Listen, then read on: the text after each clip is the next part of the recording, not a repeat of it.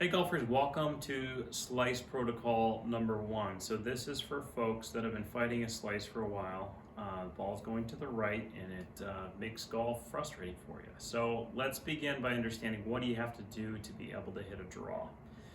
First, you have to make sure your club face is closed, and that involves your grip and maybe what you're doing with your wrist and your release. So let's keep it simple for now, and I just want to make sure when you go ahead and hold your grip on your club, and actually for this one, having an actual golf club might help.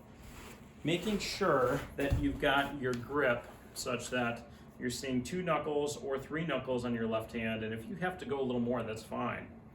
So you want to see 2 knuckles, 3 knuckles, and the club face square, and make sure it's in your fingers and your hand is turned again so you're seeing the back of the left hand. That helps you close the face. Think of this as like leverage on the club face. The more I go this way, the less leverage I have to close it. See how I can only close it 90 degrees there? If I go this way and my thumb is on this side, back of the left hand here, I can close it way more, like easily 180 degrees. So that's going to allow me to close the club face more with a stronger grip. The right hand goes on in a position where we got similar sort of V with our left hand, and the right hand matches up, should fit right on top. You go interlock, overlap, whatever you like there. We're not too picky about that. That's more individual instruction stuff. All right, so my V's are lined up. I've got 2 to 3 knuckles showing in my left hand. Now I know I'm in a good grip. If you're playing with a very open club face at the top, you're probably cupping your wrist, and we're going to go ahead and talk about that more in slice protocol number 2. If you want to jump right to that and learn about that, you can. But for now, we're not going to worry about the wrists during your swing. We're going to focus now on the next part, which is your path. So the path means the club has to be going out this direction to right field. Your divot should point to the right. And if the club face is closed, the ball's going to curve back. If not, the ball's just going to keep going to right field, okay? So let's talk about what it looks like. I got my Rypstick here. The reason we use the Rypstick for this sort of training is because I actually don't want you to think about where the golf ball's going when you're working on your path. You're just changing your path, okay? So I set up a station here. I've got the Chili Whacker, which is one of the best path tools you can get in plane tools. I've got it angled such that I've got to go between the noodles here, a little bit on the inside, and then I've got to come down between the noodles. Now, there are some pros, and there's a lot of reason to maybe have your club go a little bit over and under, shallow on the way down.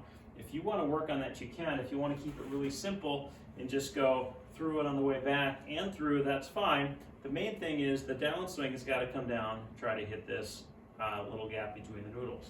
So it looks like this. Here's my setup. I'm going to swing back through the noodles and make sure I come back through there. I've also got some noodles set up down here to make my path go to right field. So you can see, swinging out to right field. So I start out with the heavy setting, and I'm going to go ahead and do 10 of each through the noodles, exaggerating it each time. So 10 that way. I go ahead and go a little lighter with it.